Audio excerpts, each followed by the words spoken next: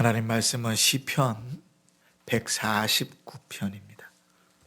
구약성경 시편 149편, 맨 시편의 마지막 있는 데지요. 시편 149편. 제가 가진 성경으로는 구약성경 909쪽입니다. 149편 1절로 5절까지 우리 함께 봉독하면서 하나님의 음성을 듣습니다. 시작. 할렐루야. 새 노래로 여호와께 노래하며 성도의 모임 가운데에서 찬양할지어다. 이스라엘은 자기를 지으신 이로 말미암아 즐거워하며 시온의 주민은 그들의 왕으로 말미암아 즐거워할지어다. 춤추며 그의 이름을 찬송하며 소거와 수금으로 그를 찬양할지어다. 여호와께서는 자기 백성을 기뻐하시며 겸손한 자를 구원으로 아름답게 하심이로다. 성도들은 영광 중에 즐거워하며 그들의 침상에서 기쁨으로 노래할지어다. 아멘. 또 3일 만에 또 뵈니까 좋네요. 요즘은 그 새벽에도 못 뵈니까 이렇게 또 뵐 수 있는 게 저로서는 더 반갑고 좋습니다. 오늘을 하고 이제 다음 주까지 제가 준비를 하다 보니까 좀 길어요. 그래서 오늘하고 다음 주까지 예배 중 찬송에 대한 내용들을 좀 이렇게 살펴보려고 합니다. 우리 주보에 보시면 주보의 순서를 따라서 그 주보에 들어가 있는 내용들을 좀 살펴보는 것인데요. 찬송은 우리 주보에 보시면 주일 예배 순서죠.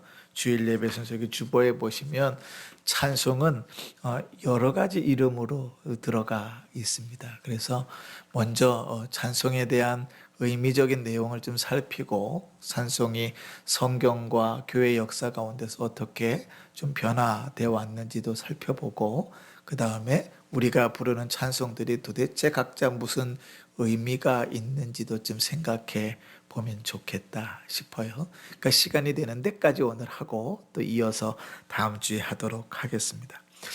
여러분, 우리가 너무나 잘 암송하는 이사야 43장 21절, 외우기도 4321이라서 외우기 쉽잖아요. 이사야 43장 21절에 이렇게 말씀이 있죠. 이 백성은 내가 나를 위하여 지었나니 나를 찬송하게 하려 함이니라. 그러잖아요. 하나님께서 사람을 지으시고 사람에게 주신 본분 가운데 하나가 뭐냐면 하나님을 찬송하는 일입니다. 그러니까 하나님의 성도가, 아니 피조물이 하나님을 찬송하는 것은 당연한 일이고, 호흡을 가지고 있는 사람이 하나님을 찬송하는 것도 역시 당연한 일이다. 시편에 보면 산들이, 바다들이, 하늘의 해와 달들이 다 하나님을 찬송한다 그러잖아요. 그 있는 모습으로 하나님을 드러낸다, 찬송하는 것인데, 특별히 하나님의 형상으로 지음받은 사람은 그 본분이 하나님을 찬송하는 일이다 그래요. 그런데 성경을 이렇게 찾아보면 이 찬송이 이제 좀 회중적으로 어디에 제일 처음 등장하냐면 출애굽기 15장에 이렇게 등장합니다. 이스라엘 백성들이 애굽 땅에서 종살이 하다가 이제 출애굽을 하잖아요. 출애굽을 하는 도중에 홍해바다 앞에 막혀 있다가 홍해를 가르고 그 길을 건넙니다. 그러고 나서 15장에 가면 모세와 미리암이 하나님을 찬송하는 내용을 지어요. 그리고 그 내용을 온 백성들이 함께 찬송 부릅니다. 그런데 그 내용들을 좀 살펴보면요, 모세의 노래, 미리암의 노래 이렇게 되어져 있어요. 다시 찬송이라고 안 돼 있고 뭘로 되어 있다고요? 모세의 노래, 미리암의 노래 이렇게 되어 있어요.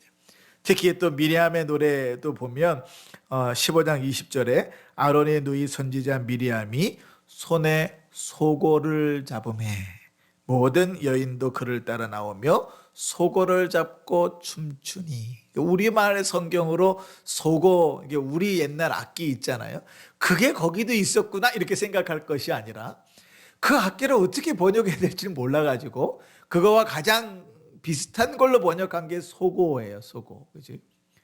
그런 악기들도 있었단 말이에요. 그러니까 당시에 이스라엘 백성들이 그냥 모세가 하나님을 찬송할 내용들을 적어서 하나님을 찬송한 것이 아니라 거기에 노래, 곡조를 붙이고 악기도 사용해서 불렀단 말이에요. 물론 그 악기가 우리가 오선지에 이렇게 찬송가 악보처럼 그렇게 되어져 있는 것이 아니라 그냥 궁더덕 궁덕 이런 박자를 맞추는 것일지라도 우리는 지금 잘 몰라요. 그런데 그러한 이제 악기까지 사용해서 하나님을 노래하며 찬송했었다는 거죠. 그런데 놀라운 것은 이 출애굽기 15장의 모세의 노래를 우리가 얼마 전에 요한계시록 읽었잖아요. 요한계시록에서 그대로 인용해서 이렇게 얘기하죠. 요한계시록 15장 3절에 보면 하나님의 종 모세의 노래와, 이게 출애굽기 15장 얘기하는 거죠. 어린 양의 노래를 불러 이르되 주 하나님 곧 전능하신 이시여 하시는 일이 크고 놀라우시도다. 만군의 왕이시여 주의 길이 의롭고 참되시도다. 요한계시록 15장 3절이죠. 그러니까 지금 모세가 그렇게 찬송함이 언제도 그런 식으로 찬송한다는 거예요.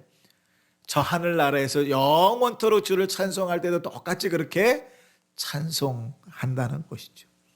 근데 여러분, 우리가 한 가지 오해하는 게 있어요. 뭔가 하면 찬송이라 그러면 우리가 먼저 번뜩 생각나는 것은 노래잖아요. 그치?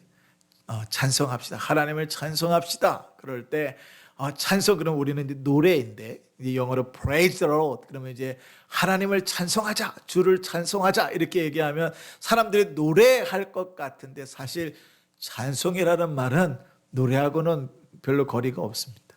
그런 의미가 아니고, 원래 찬송이라는 말의 원래 의미는 칭찬하다 이런 뜻이에요. praise라는 찬송이라는 영어도 원래 영어 사전을 찾아보면 칭찬하다 이렇게 되어져 있어요. 그러니까 찬송이라는 건 뭔가 하면 그 내용이 명확하게 있는 거예요. 어떤 내용이에요? 하나님께서 행하신 일, 그지? 하나님이 행하신 일을 칭찬하는 게 찬송입니다. 그러니까 우리가 하나님을 찬송한다고 할 때 제일 중요한 요소는 노래가 아니라, 곡조가 아니라 그 내용이라고요. 무엇을 찬송하는가? 모세의 노래에서는 무엇을 찬송하죠?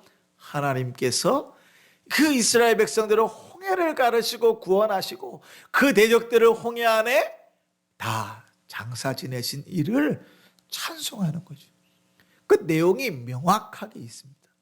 그러니까 우리가 예배 중에 하나님을 찬송할 때에도요, 우리가 잘 아는 곡으로 부르면, 이제 보통 이제 어른들 그렇게 많이 얘기하세요.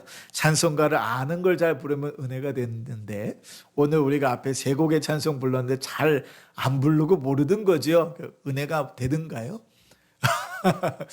별로 이렇게 낯선 이제 곡들을 부르면 별로 은혜가 안 된단 말이죠. 그런데 찬송의 은혜는 멜로디보다 먼저 뭐에 있어요? 그 가사의 내용에 있어요. 그 가사의 내용이 도대체 뭔가?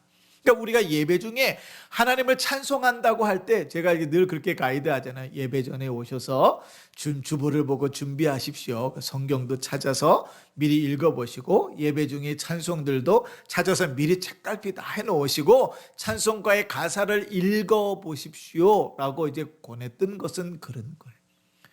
열심히 찬송을 했는데 속은 후련한데 내가 무슨 노래를 불렀는지 모를 때가 있어요. 특히 이제 부흥회, 옛날에 부흥회 같은 거 하면 부흥회 찬송은 느린 찬송이 별로 없었어요. 시작할 때부터 그냥 쿵짝쿵짝쿵짝 막 빠른 곡들이잖아요. 그럼 막 열심히 찬양하고 땀 삐질삐질 흘려가면서 찬송하고 나면 속은 후련한데 내가 무슨 찬송을 했는가 모른단 말이죠.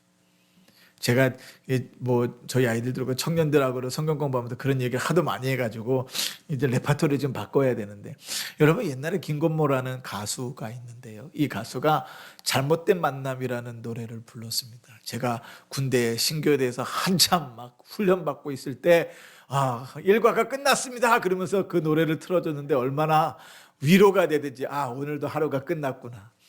얼마나 신나는지 몰라요. 그런데 그 노래가 그때 당시에 나이트클럽의 1번 곡이었단 말이죠. 사람들이 막 그 음악이 나오고 막 김건모가 처음에 들어가는 랩을 하기 시작하면 막 거기에 흥분해가지고 막 춤을 췄어요. 그런데 원래 그 가사의 내용을 가만히 들여다보면 되게 슬픈 노래예요. 내가 여자친구가 있는데, 그리고 내 친한 친구가 있는데, 내 여자친구가 내 친한 친구와 바람이 나갖고 연락을 끊어버린 거예요. 그리고 떠나가 버린 거예요. 그걸 노래로 불렀는데 그 노래에 비트가 있으니까 춤을 추는 거예요. 여러분, 어떻게 그런 노래에 춤을 출 수가 있어요? 뺨 맞을 일이잖아요. 그죠? 그래서 사람은 이제 그 가사에 신경 쓰지 않으면 그럴 수 있어요. 그런데 우리가 하나님을 찬송할 때도 역시 그럴 수 있다고요.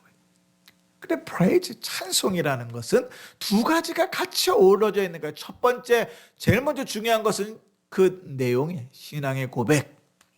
무엇을 찬송하는가. 그리고 두 번째, 그것을 어떻게 찬송하는가에 있어서 그걸 노래에다 곡조에다가 담고 때로는 악기도 사용하고, 성경에 또 자주 나오는 것 중에 하나가 뭐냐면 춤추며 찬양하는. 우리는요 좀 뼈대 있는 사람들이라 체면이 있어가지고 춤추면서는 절대로 찬양을 못하죠. 그죠? 그런데 성경을 보면 출애굽기 15장만 해도 그 이스라엘 백성들이 그 노래를 찬양을 소고를 치면서 찬양하면서 춤추며 찬양했다. 왜 그 춤을 췄어요? 그 구원하신 자기가 입으로 내뱉고 있는 그 찬송의 기쁨이 있기 때문에 그렇죠. 다윗이 다윗성에 법궤가 들어갈 때에 춤을 추잖아요. 그죠? 그의 아내가 그걸 보고 채신머리 없이 왕이 옷 벗어지는지도 모르고 춤춘다고 핀잔 줬다가 아이를 못 낳는 저주를 받았잖아요. 근데 다윗이 왜 그렇게 춤췄습니까? 그 기쁨, 그가 노래하는 그 기쁨 때문에 몸으로 표현되는 거죠. 그렇게 성경에서의 찬송들은 그렇게 보여. 자, 그러면 이제 성경에서 간략하게 구약에서부터 찬송의 모습들이 좀 변화되는 걸 좀 살펴보면, 좀 전에 우리가 읽었던 대로 구약 성경의 출애굽기 15장부터 시작하면 이스라엘 백성들이 함께 하나님을 찬송해요. 그죠? 함께 하나님을 찬송합니다. 모세가 그 찬송의 가사를 다 쓰고, 그리고 어떤 곡조를 붙였는지 모르지만 거기다가 소고를 쳐가면서 춤춰가면서 그 내용들을 고백하면서 온 백성들이 함께 하나님을 찬송해요. 그런데 그러다가 모든 백성들이 하나님을 찬송하다가 다윗 시대에 오면 다윗이 특별히 찬양하는 자들을 세웁니다. 그때가 이제 좀 전에 설명했던 언약궤를 가지고 다윗성에 들어갈 때 다윗의 레위인들 중에서 특별히 찬양하는 자들을 세워요. 특별히 세 사람을 세우고 그 세 사람으로부터 그들의 자손들이 찬송하는 자로 구별해놔요. 그래서 그 사람들 중심으로 해서 시편, 우리가 아는 시편을 쓰게 하고요. 그 시편을 가지고 찬송의 곡조를 붙여서 어떤 사람들은 그 곡조를 사람들 앞에서 인도하게, 그러니까 지휘자로 세우는 거죠. 인도하게 하고요. 그 찬양대를 따로 특별히 만들어 놓는 거죠. 레위인들을. 그러니까 온 백성들이 다 찬송하다가 특별히 찬양대가 따로 구별되어져서 찬송하는 모습이 등장합니다. 자, 그러다가 이제 신약 시대로 넘어오면 찬양에 대한 내용들이, 용어들이 좀 세분화해서 보여지기 시작해요. 제일 먼저 많이 등장하는 것은 찬미라는 뜻입니다. 찬미. 그리고 에베소서에 가면 시와 찬송과 신령한 노래들로. 자, 찬미, 시, 찬송, 신령한 노래들, 이게 다 뭐 얘기하는 거예요? 찬송 얘기하는 거예요. 찬양 얘기하는 거예요. 그런데 그 내용이 무엇이냐에 따라서 분류되어 있단 말이죠. 우리에게 주어진 시편으로 찬송하는가? 하나님이 행하신 일들을 고백하며 찬송하는가? 내용들에 따라서 네 개로 분류화돼서 찬송이 이렇게 나누어지는구나, 이렇게 성경에 그렇게 등장하기 시작합니다. 그러나 그것도 잠시, 이제 우리가 사도행전의 시대, 그리고 그 시대가 좀 지나가면서 교회가 막 극심하게 핍박을 받기 시작하잖아요. 그러니까 찬송은 보통 어때요? 밖으로 흘러나오는 거잖아요. 그죠? 흥얼흥얼 하더라도 밖으로 소리를 내서 찬송을 해야 되는데 그럴 수가 없는 형편이 돼버린 거죠. 왜냐하면 예수 믿는 자들은 다 잡아가지고 감옥에 쳐놓고 원형 경기장에 불로 화형시켜서 죽이고 사자밥으로 죽이고 막 이렇게 잡아서 죽이니까 예수 믿는 것 자체를 숨겼단 말이죠. 그래서 찬송을 어떻게 할 수 있겠어요, 그죠? 그러니까 그 찬송이 입 안으로 마음속으로 숨어 들어갔었습니다. 그러다가 우리가 중요한 313년 313 중요한 연도라 그랬잖아요. 313년에 콘스탄티누스 대제가 기독교를 로마의 국교로 공인하면서 이제 기독교가 예수 믿는 일이 누구나 다 자유롭게 믿는 일이 되어져 버렸죠. 그러면서 그들이 몰래 마음속으로만 찬송하던 일들이 겉으로 드러나기 시작합니다. 그런데 여기 문제가 하나 있어요. 그렇게 겉으로 드러나서 찬송하는 일들이 중세 시대를 지나면서요. 이게 예배 찬송 같은 경우는 특별히 라틴어로 찬송을 하니까 일반 성도들은 뭐만 들어요? 멜로디만 듣는 거예요. 내용은 모르고. 그래서 성직자들의 전유물이 되어져 버립니다. 그런데 이 중세 시대가 또 놀라운 것은 뭐냐면 그럼에도 불구하고 교회의 음악이 막 발전하기 시작합니다. 그때 이제 나오는 것들이 뭐냐면 우리가 보통 교회 음악 할 때 대표적인 거는 3대 오라토리오 그러거든요. 여러분 그 할렐루야 할렐루야 하는 거 들어보셨죠, 그죠? 그게 핸델의 메시아라는 곡인데 그게 3대 오라토리오의 첫 번째입니다. 그 다음에 하이든이라는 작곡자가 천지창조라는 오라토리오를 만들고 마지막 맨델스존이라는 이제 작곡가가 이제 엘리야라는 오라토리오를 만들죠. 그 오라토리오는 뭔가 하면 분명히 스토리가 있는 내용인데 그것을 합창, 뭐 중창, 독창 이런 것들로 가사로 다 표현해낸 하나의 작품인 거죠. 그렇게까지 발전하기 시작하고 그 내용들 속에서 또 이제 찬송가의 내용도 있고 뭐 국가로도 사용되고 뭐 이런 내용들이 이제 들려지게 됩니다. 우리에게는 핸델의 메시아의 맨 마지막 부분인 할렐루야만 익숙하지만 혹 기회가 되면 3대 오레토리오를 다 들어보시면 좋을 것 같긴 해요. 자, 그러다가 하여튼 종교개혁 시대 예배의 찬송은 이제 성직자들의 전유물이다가 이제 중세 시대에 종교개혁 시대 때는 성경도 자국어로 번역이 되기 시작하니까 찬송 역시도 그렇게 번역이 되기 시작합니다. 그래서 찬송도 성도들의 입에서 불려나가는 찬송이 되기 시작해요. 그런데 찬송을 불러본 적이 없으니 찬송을 부르게 해야 되잖아요. 그러니까 그때 당시에 찬송을 그럼 뭘 찬송할 것인가? 그럴 때 이구동성으로 종교개혁자들이 고백했던 내용이 뭔가 하면 이미 우리에게 말씀으로 주어진 찬송이 있다. 그게 뭐죠? 시편이죠, 시편. 그래서 시편에다가 국조를 붙여서 시편송을 부르기도 했습니다. 때로는요 작곡도 했어요. 아까 제가 처음 예배 시작할 때 세 곡 찬송을 좀 생소한 것들을 했잖아요. 그다음 제일 처음에 불렀던 363장 내가 깊은 곳에서인가요? 제일 처음에 363장 내가 깊은 곳에서 이거 하고 그 다음에 내 주는 강한 성이요 이 두 곡은 마틴 루터가 작사한 곡입니다. 363장은 곡도 그 내주는 강한 성이요는 곡도 마틴 루터가 지었어요. 그러니까 이제 종교개혁자들이 실제로 찬송을 쓰기도 시작하고 그 다음에 칼뱅 같은 경우는 시편 150편 전체를 시편송 곡조를 붙여서 시편송으로 만들었습니다. 칼뱅이 제네바라는 시, 지금 스위스 제네바 있잖아요. 제네바 시에서 시의 목사로 초청되어져서 목회할 때 그 제네바 시에서 시편 150편 전체를 시편송으로 만들어서 제네바 시편송으로 예배 때 사용했거든요. 그러니까 예배 때마다 시편으로 하나님을 찬송했단 말이죠. 그런데 그 시편의 그 멜로디들 중에는 당시의 그 민요나 내용들 중에 익숙한 곡들을 차용해서 쓰기도 하고 또 새로 작곡자가 작곡하기도 해서 150편 전체가 시편송으로 쓰여지기도 했습니다. 그래서 일반 성도들이 다 언제든지 찬송할 수 있도록 우리가 아까 불렀던 찬송 중에 548장 두 번째 불렀던 찬송이 있잖아요. 뭡니까? 제가 548장 그죠? 날 구속하신 주께 엎드려, 이거는 칼뱅이 작사한 곡입니다.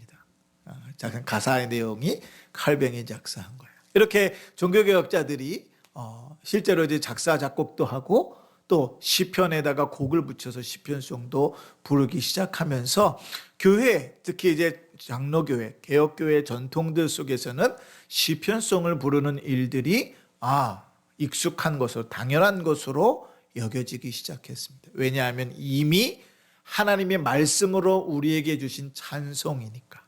그렇지? 우리나라에도 요즘 들어서 이제 시편송에 대한 관심들이 좀 많아지고, 기독교 서점에 가면 칼빈의 제네바 시편송도 책으로 이미 나와 있습니다. 근데 이제 그런 칼빈의 종교개혁이 지나고 스코틀랜드에서 이제 17세기 스코틀랜드 장로교회가 일어서면서 스코틀랜드 장로교회가 또 시편송을 이제 짓기 시작해서 우리나라에도 스코틀랜드 장로교회의 시편송이 또 번역돼서 소개되어져 있습니다. 차이점은 뭐냐면 갈뱅이 했던 시편송은 우리한테는 좀 생소해요. 16세기 때 곡조 음율이니까 우리가 좀 낯설어요. 그런데 그 스코틀랜드 장로교회의 시편송은 그거보다는 훨씬 더 우리에게 익숙합니다. 그래서 우리가 부르는 찬송가 중에도 그의 이제 거기에 쓰인 멜로디들이 들어있는 것들도 있어요. 우리 교회도 이제 가능하면 이제 시편송들을 좀 이렇게 소개받아 가면서 전체를 다 찬송가를 시편송으로 바꿀 수는 없겠지만, 그러나 좀 몇몇 시편송들은 좀 같이 이제 부를 수 있는 그런 훈련도 좀 되어져서 또 예배 때 한 번 정도는 시편송으로 하나님을 찬송하는 일도 있으면 좋겠다 싶어요. 이미 하나님께서 찬송으로 주신 바 된 말씀이니까 그것을 따라서 하나님을 예배하는 것은 전혀 부자연스럽지 않거든요. 그러니까 그렇게 되면 좋겠다 싶습니다. 자, 그런데 이제 우리 찬송가로 넘어와야죠. 우리 예배 때는 우리 찬송가를 쓰니까. 우리 찬송가는요, 처음에 한국 교회의 찬송가는 교단마다 그 찬송가들이 좀 달랐어요. 합동측이 쓰는 찬송가도 좀 달랐고, 저기 이렇게 기독교 장로에서 쓰는 찬송가도 달랐고, 교회마다 찬송가가 좀 달랐어요. 그러다가 1981년도에 그때 당시에 교단들이 싹 모여가지고, 우리가 성경도 개혁 성경으로 이제 같이 번역해서 통일해서 모든 교회가 같은 성경을 보도록 하는데 찬송도 좀 그러면 좋겠다. 그러면서 모든 기독교 개신교 교단이 모여서 한국 찬송가 공회라는 걸 만듭니다. 1981년도에. 그리고 그 찬송가 공회에서 각 교단마다 갖고 있는 찬송가들이 있을 거 아니에요? 그것들을 다 갖다 모아놓고 하나의 찬송가를 만드는데 2년이 넘게 걸려서 1983년도 12월에 하나의 모든 교단이 사용하는 찬송가를 만듭니다. 그게 통일 찬송가입니다. 통일 찬송가. 옛날 우리가 성경책 바꾸기 전에 부르던 찬송가가 통일 찬송가예요. 그래서 의미는 뭔가 하면 한국 교회가 함께 통일된 찬송가로 부른다. 그래서 통일 찬송가예요. 그런데 우리가 잘 아는 것처럼 성경이 다시 번역되기 시작하지요. 그래서 예전에 우리가 보던 성경을 개혁 성경 이렇게 부르는데, 지금 우리가 보는 성경은 개혁 개정판 이렇게 씁니다. 그러니까 개혁 성경의 큰 틀은 벗어나지 않으면서 약간 개정했다는 거예요. 그래서 개혁 개정판 성경 그러고, 우리가 지금 보고 있는 건 그 중에서도 4판입니다. 그러니까 1판, 2판 4번 더 바뀌었다는 거죠. 자, 그런데 그렇게 성경이 바뀌면서 사람들이 찬송가도 좀 바뀔 필요가 있다 이렇게 생각한 거예요. 그래서 그 아까 이야기했던 한국 찬송가 공회 산하에다가 21세기 찬송가 21세기 찬송가 개발위원회 뭐 이런 걸 만들었어요. 그래가지고 지금 이제 통일 찬송가에다가 좀 이제 통일 찬송가에서 뺄 것들은 빼고, 예를 들면 가사가 똑같은데 멜로디만 다른 것들이 있거든요. 그럼 멜로디는 같은데 가사가 다른 것들도 있거든요. 그런 것들을 좀 중지해서 뺄 건 빼고, 또 성도들 중에 많이 알려져 있는 복음성가인데 예수 우리 왕이여 뭐 이런 거라든지 여기에 모인 우리 이런 거라 뭐 이런 것들도 지금 좀 집어넣고 그래가지고 찬송가를 다시 또 만들었습니다. 그래서 저는 참 마음에 안 들어요. 왜냐하면 가사들도 이렇게 잘 다시 바꿔놓은 것들도 있는데 어떤 건 이걸 왜 바꿨나 싶을 정도로 가사가 좀 낯선 것들도 있어요. 하여간 그렇게 찬송가를 만들었습니다. 그래서 옛날 통일 찬송가는 558장으로 되어져 있었는데 우리가 지금 보고 있는 찬송가는 645장. 그래갖고 찬송가 장수가 확 늘어났죠. 뒤에 우리가 보통 찬송가 뒤에 교동문이라는 게 붙어 있는데 교동문도 옛날 통일 찬송가에서는 76편만 있다가 이제 이 새로 바뀐 거에서는 137편으로 교동문도 늘어납니다. 자, 그러면서 이름이 더 재미있어요. 자, 옛날에는 다 모든 교단이 통일해서 바로서 통일 찬송가 그랬어요. 그러면 지금 이 찬송가는 뭐라고 부를 것 같아요? 우리가 부르는 찬송가는 뭐라고 부르냐면 이렇게 부르요. 21세기 찬송가. 왜 21세기야? 21세기에 새롭게 만들어서 21세기 찬송가 이렇게 부릅니다.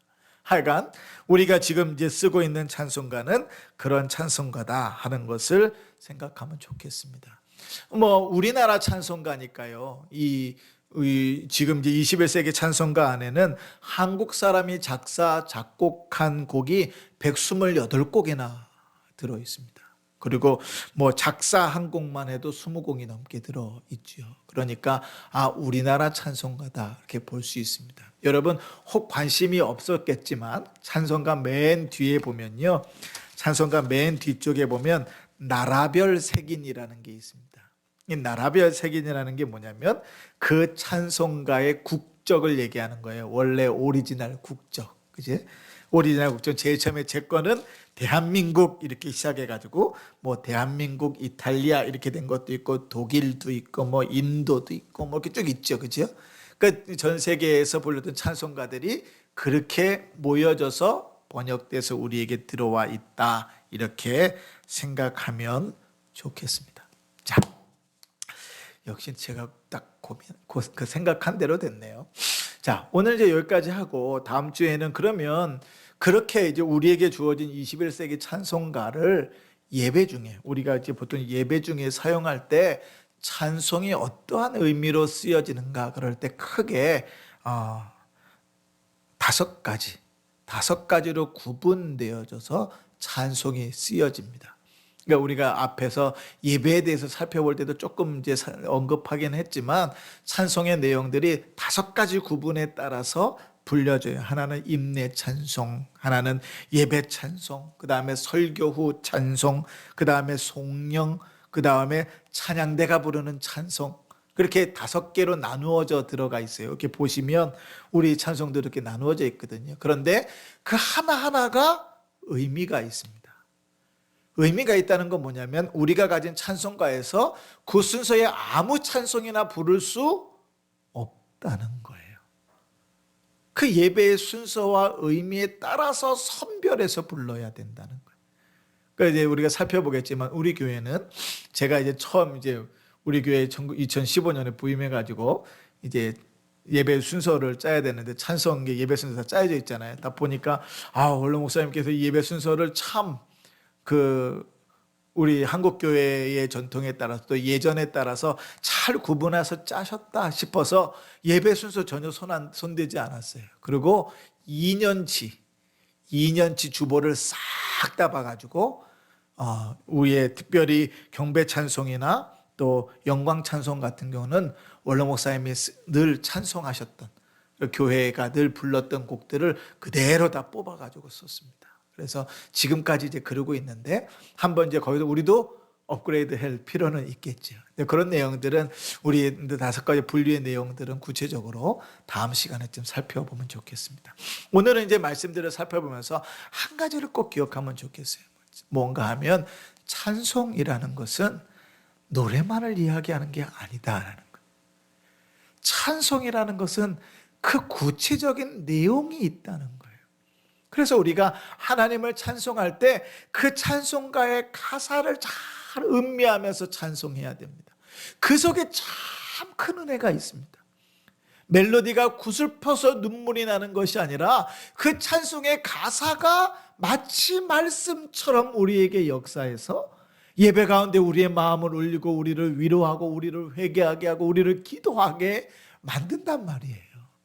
그러니까 우리는 더 예배 가운데 하나님을 찬송할 때 도대체 이 찬송의 가사가 무엇인가를 더 관심을 가지고 찬송할 수 있어야 됩니다. 신앙생활 오래 한 사람들은 대부분 찬송가를 다 외우지요. 저도 대부분 찬송가를 웬만큼 다 외우거든요. 그래서 눈 감고 찬송하잖아요. 그런데 개혁의 21세기 찬송가로 바뀌어오면서는 가사가 조금씩 바뀐 것들이 많아가지고 실수할 때가 많아요. 이런 것도 있어요. 예수, 우리 고난주간에 불렀던 찬송 중에 예수님, 예수님, 그리고 원래 예수여, 예수여 그랬는데, 바뀌어졌잖아요. 그러니까 그러면 저도 막 집중이 흐트러지긴 하는데, 하여간 중요한 것은 그 가사를 잘 의미를 생각하면서 불러야 된다는 거예요. 그래서 여러분, 우리가 예배 전에 예배를 준비할 때 찬송가 가사를 펴놓고 성경 읽듯이 한번 막 정식으로 찬송가를 쭉 가사를 읽어보는 것도 좋습니다. 그렇게 찬송의 가사들을 읽어보면서 고백할 수 있으면 좋겠고요. 코로나 시기에 장례관에서 이제 장례 예배를 이제 몇 번 다니다 보니까요.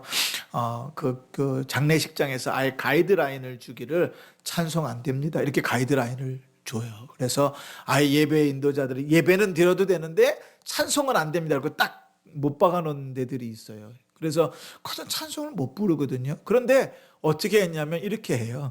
찬송을 못 부르니까 찬송과 가사를 같이 읽는 거예요. 근데 이게 의외로 은혜가 있더라고요. 우리가 너무 멜로디, 곡조에만 마음을 쏟아서 사실 그 내용을 우리가 집중하지 못했구나. 그런 생각들을 하는데 오늘 말씀을 속에서는 우리가 예배 때 또 하나님을 찬송할 때 그 내용들을 곱씹으면서 고백하며 더 주님 앞에 가까이 가면 좋겠다. 이런 생각들을 하는 것입니다. 우리가 하나님을 예배하기를 더 잘 예배하고 더 깊이 예배하고 더 은혜롭게 예배하기를 소원하면서 이 시간들을 갖고 있는 것이니까 오늘 말씀을 따라서 찬송할 때에도 그러한 은혜가 있기를 바랍니다. 우리 이 시간 잠깐 기도할 때